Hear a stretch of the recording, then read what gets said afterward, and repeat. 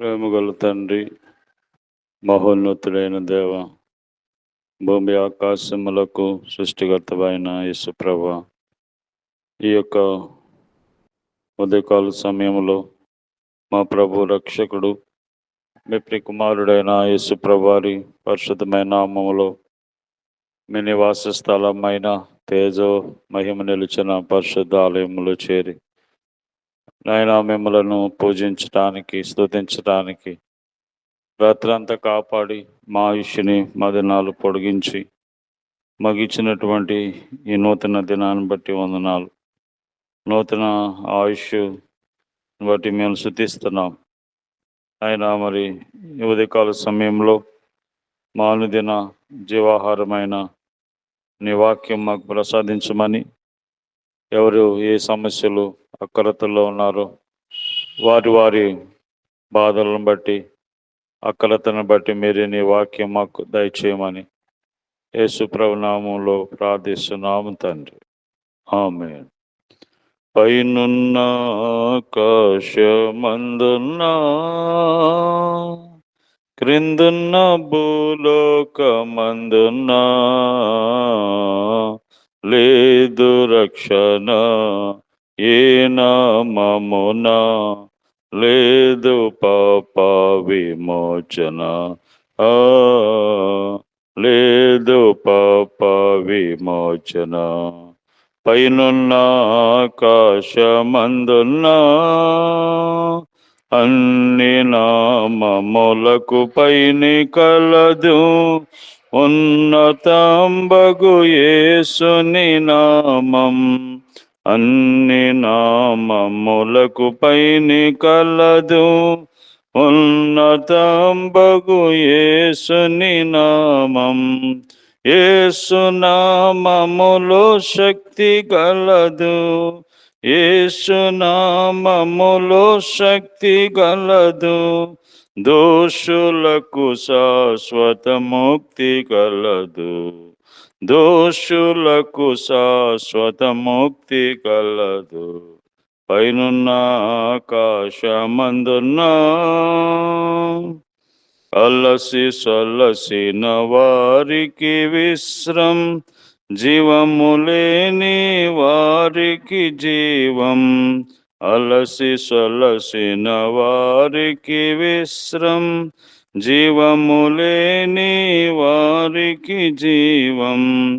నాశనమునకు జోగేడి వారికి, నాశనమునకు జోగేడి వారికి యేసు నామమే రక్షణ మార్గం, యేసు నామమే రక్షణ మార్గం.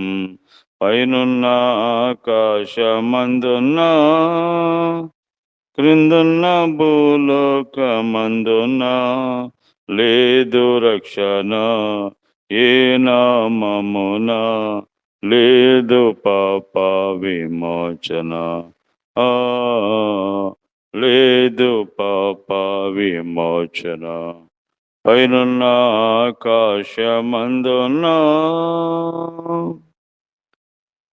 దేవుని పరిశుద్ధ గ్రంథమైన బైబిల్ నుండి ఈరోజు దేవుడు మన కొరకై సిద్ధపరిచిన వాక్య భాగము మీకా గ్రంథము 4:10 సీయోను కుమారి, ప్రసూతి స్త్రీ వలెనే నీవు వేదన పడి ప్రసవించుము.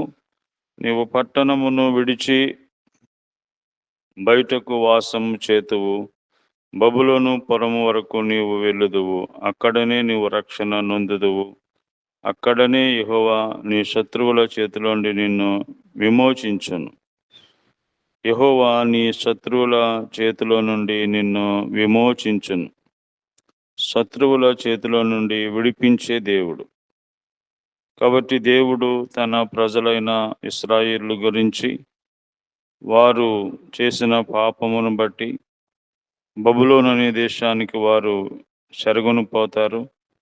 తర్వాత వారు అక్కడి నుండి నేను వారి శత్రువు దేశం నుండి, వారి శత్రువుల నుంచి దేవుడు నేను విడిపిస్తాను, విమోచిస్తానని వాగ్దానం దేవుడిస్తున్నాడు.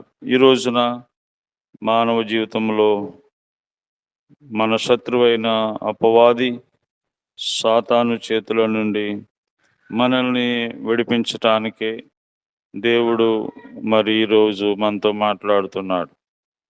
పేతురు రాసినటువంటి మొదటి పత్రిక 5వ అధ్యాయము 8వ వచనములో మన శత్రువు ఎవరంటే దేవునికి విరోధమైన వాడు సాతానుడు. సాతానుడు వాడు మరి నరకానికి పాత్రుడు. దేవుడు చేసిన కార్యములను చెడగొట్టడానికి వాడు తిరుగుతున్నాడు. వాడు కూడా ఆత్మస్వరూపుడే. వాడికి దేవుడు శిక్షని విధించాడు, అగ్నిగుండం. వాడి సమయం కొద్దిగా ఉందని వాడు తిరుగుతూ దేవుడు బిడ్డలైనటువంటి మనందరినీ కూడా పాడు చేస్తూ మరి వాడితో పాటుగా నరకానికి తీసుకెళ్ళటానికి మనుషుల చేత దేవునికి విరోధంగా పాపం చేయిస్తున్నాడు. నిర్భరమైన బుద్ధి గల వారి మెలకువగా ఉండుడి. మీ విరోధి అయిన అపవాది గర్జిన సింహం వలె ఎవరిని మింగుదుమా అని వెదుకుచూ తిరుగుచున్నాడు. కాబట్టి లోకములో సైతాను అనేవాడు ఎంతో మందిని వెదుకుతున్నాడు. వారిని మింగివేయటానికి, వారి కష్టార్జితాన్ని మింగేయటానికి, వారి పిల్లల్ని మింగేయటానికి, వారి కుటుంబాలని మింగేయటానికి సాతానుడు తిరుగుతున్నాడు. కాబట్టి ఈ రోజున సాతానుడు ఎంతో మందిని ఈ విధంగా రోజుకి ఎంతమందిని మింగేస్తున్నాడు. అందుకనే వాడి చేతిలో నుంచి దేవుడు విడిపించేవాడు. ఎవరైతే దేవుని దగ్గరికి వస్తారో వారిని దేవుడు సాతాను చేతిలో నుంచి విడిపిస్తాడు. కాబట్టి ఈ రోజున మరి సాతానుడు మరి ఎంతమందిని మింగేస్తున్నాడు. మరి ఈ విషయం తెలుసుకోవట్లేదు. తెలుసుకున్న చాలామంది మేము ఇలాగే ఉంటాము, ఇలాగే జీవిస్తాము అని అంటున్నారు. కాబట్టి ప్రియులారా, మరి ఒకవేళ సాతానుడి చేతిలో నుంచి విడిపించబడకపోతే వాడితో పాటుగా భయంకరమైన అగ్నిగుండానికి వెళ్ళవలసి ఉంటుంది. ఇది నిజమైన వాస్తవమైన విషయము. కనుక మన విరోధైనటువంటి సైతాను చేతులను విడిపించేవాడు దేవుడు. రెండవదిగా మనం చూస్తే యాకోబు రాసిన పత్రిక 4వ అధ్యాయము 4వ వచనములో మనం చూసినట్లయితే రెండవదిగా మన శత్రువు ఎవరంటే ఈ లోకమే మన శత్రువు. 4వ అధ్యాయము 4వ వచనం, వ్యభిచారులారా, ఈ లోక స్నేహము దేవునితో వైరమని మీరు ఎరుగరా? కాబట్టి ఎవడు ఈ లోకముతో స్నేహము చేయగోరునో వాడు దేవునికి శత్రువగును. కాబట్టి ఈ లోకం అంటే శరీరాశ, నేత్రాశ, జీవపు డంబమే ఈ లోకములో ఉన్నదంతా. కాబట్టి ఈ శరీరాశ, నేత్రాశ, ఈ జీవడంబం అనేటువంటి వాటిని ఇవన్నీ కూడా మనుషులను దేవుని నుంచి దూరం చేస్తున్నాయి. మరి ఎంతోమంది మరి శరీరాశులకు, లోకాశులకు, నేత్రాశకు, జీవడంబానికి లోనైపోయి సృష్టికర్త అయిన దేవుణ్ణి మర్చిపోతున్నారు. ఈ శరీరాశులు, నేత్రాశులు, జీవడంబి ఇవన్నీ కూడా ఒకరోజు నాశనం కాబోతున్నాయి. కాబట్టి ఎవడైనా ఈ లోకంతో స్నేహం చేస్తే వాడు దేవునికి విరోధి అవుతాడు. అందుకనే లోకం విడిచిరండి అంటున్నాడు. లోకం అనే శత్రువు చేతుల నుంచి విడిపించడానికి దేవుడి లోకానికి వచ్చాడు. మూడవదిగా మనం చూస్తే గలతీ రాసిన పత్రిక 5వ అధ్యాయం 17వ వచనములో మన యొక్క శరీరమే మనకు శత్రువుగా ఉంటుంది. మన శరీరము మట్టి నుంచి వచ్చింది కనుక మట్టి ఆశలన్నీ పుట్టుకొస్తాయి. అందుకనే శరీర ఆశలు శరీరమునకును ఆత్మకును, గలతీ పత్రిక 5:17లో శరీరము ఆత్మకును, ఆత్మ శరీరముకు విరోధముగా అపేక్షించున్నవి, అవి ఒకదానికొకటి వ్యతిరేకంగా ఉన్నవి. కనుక మీరేమి చేయనిచ్చేందురో వాటిని చేయకుందురు. అంటే శరీరము దేవుణ్ణి నమ్మకుండా, ఆత్మానుసారంగా జీవించకుండా మరి ఈ శరీరం ఏం చేస్తుందంటే ఆటంకపరుస్తుంది. అందుకని ఈ శరీరమే ఒక శత్రువుగా మనకి ఉంటుంది. ఈ శరీరం నుంచి మనము మరి పుట్టించే ప్రతి ఆలోచన మనము దూరంగా ఉండాలి. కాబట్టి శరీర ఆశలు స్పష్టమై ఉన్నాయి. బైబిల్ చెబుతుంది ఎంతో క్లియర్గా. అవి మరి విగ్రహారాధన, అభిచారము, జారత్వము, అపవిత్రత, కాముకత్వము, మత్సరము, కలహములు, క్రోధములు, కక్షలు, భేదములు, విమతములు, అసూయలు, మత్తతలు, అల్లరితో కూడిన ఆటపాటలు, ఇవన్నీ కూడా శరీరంలో నుంచి వచ్చేవి. కాబట్టి అన్ని కార్యాలు చేసేవారు దేవుని దగ్గరికి ప్రవేశించలేరు. అందుకని శరీరం మనకి శత్రువుగా మారకుండా మనం చూసుకోవాలి. కాబట్టి దేవుడు మనకి ఇచ్చిన వాగ్దానము, మన శత్రువు చేతుల నుంచి విడిపిస్తానన్నాడు.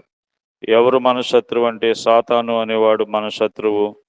లోకం అనేది శత్రువు. శరీరమే మన శత్రువుగా ఉంటది. అందుకనే వీటి నుంచి విడిపించటానికి దేవుడు ఈ లోకానికొచ్చి కలవరి శిలువలో నీ కొరకే రక్తం చిందించి, నీ మరణాన్ని పొంది, మరణాన్ని జయించి, మన మధ్య సజీవుడుగా ఉన్నాడు గనుక, ఆ ప్రభువును దగ్గరికొస్తే నీకు శత్రువు నుండి రక్షణ కలుగుతుంది. ఆ విధంగా దేవుడు మనకు సహాయం చేయనుగాక. ప్రేమగల ప్రభా, శత్రువుల చేతుల నుంచి విడిపించేవాడువు. మరెంతోమంది శత్రువుల చేతిలో బంధించబడి బానిసలై ఉన్నారు. విడిపించండి. లోకానికి కొంతమంది బంధించబడి, శరీరానికి కొంతమంది బంధించబడి ఉన్నారు. వారందరినీ విడిపించండి, రక్షించండి. రాబో ఉగ్రతను తప్పించండి. మా దేశాన్ని కాపాడండి. మా రాష్ట్రాన్ని, గ్రామ ప్రజలందరినీ కాపాడి రక్షించండి. రోగులను స్వస్థపరచండి. హాస్పిటల్‌లో ఉన్న వాళ్ళని, అలాగే చదువుకుంటున్న పిల్లలకు, గర్భిణీ చంటిబిడ్డ తల్లులు, నాయన అందరినీ కనికరించండి. సహాయం చేయండి. శత్రు చేతిలో ఉన్న వాళ్ళని విడిపించమని, ఈ రోజంతా మీ కృపా సన్నిధి తోడుగా ఉంచమని యేసు ప్రభు నామములో ప్రార్థిస్తున్నాం తండ్రి. ఆమేన్. తండ్రి అయిన దేవుని ప్రేమ, ప్రభైన యేసుక్రీస్తు వారి కృప, పరిశుద్ధాత్మ దేవుని సహవాసము మనందరకు ఈ రోజంతా తోడై ఉండి కాపాడునుగాక. ఆమేన్.